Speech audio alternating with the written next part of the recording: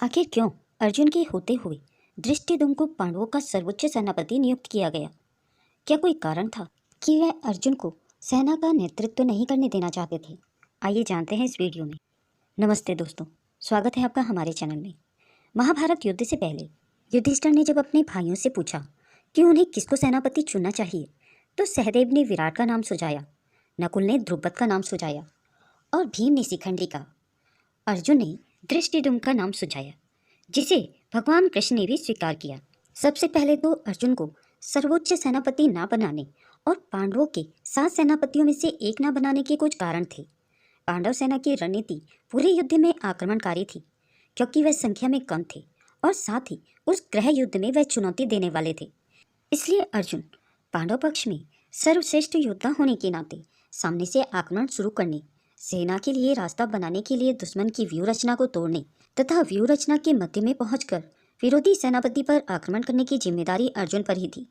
इसलिए यदि उसे सेना का प्रबंधन करना होता तो वह प्रभावी निर्णय नहीं होता, क्योंकि उसे तेजी से आक्रमण करना था और हर समय मोर्चे पर रहना था। सेना को अच्छी तरह से प्रबंधित करने के लिए मुख्य सेनापति को व्यूह रचना के मध्य में होना चाहिए। इसका एक कारण पांडव पक्ष के सैनिक पांचाल, संजय, केकई, चेदी, मगध आदि थे।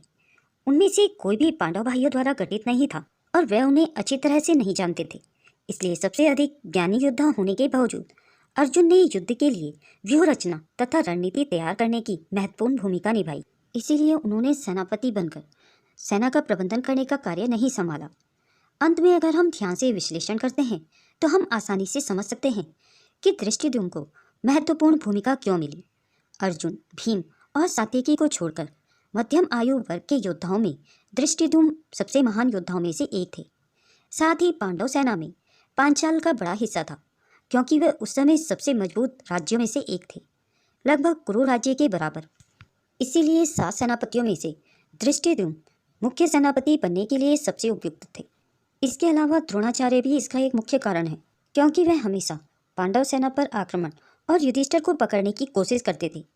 क्योंकि धृष्टद्युम्न का जन्म द्रोणाचार्य को मारने के लिए हुआ था, इसलिए वह उनके लिए एकदम सही प्रतिद्वंदी थे। धृष्टद्युम्न के पास अपनी सेना के लिए रास्ता बनाने के लिए प्रतिद्वंदी सेना को तोड़ने की जिम्मेदारी नहीं थी, क्योंकि अर्जुन और भीम ने यह जिम्मेदारी ली थी। इसके अलावा उनके पास युधिष्ठिर की रक्षा करने की सीधी जिम्मेदारी नहीं थी, क्योंकि सात्यकी ने यह जिम्मेदारी ली थी। इसलिए उन्हें सेना को अर्जुन या भीम का अनुसरण करते हुए हमला जारी रखने के लिए बीच में रहने की आज़ादी थी। इसीलिए धृष्टद्युम्न को पांडव सेना में सर्वोच्च सेनापति नियुक्त किया गया था। दोस्तों, अगर यह वीडियो आपको पसंद आई हो तो इसे लाइक और शेयर करना ना भूलें। अगर आप मेरे चैनल में नए हैं और ऐसे ही रोचक तथ्य सुनना पसंद करते हैं तो मेरे चैनल को सब्सक्राइब करें। वीडियो को अंत तक देखने के लिए आप सभी का बहुत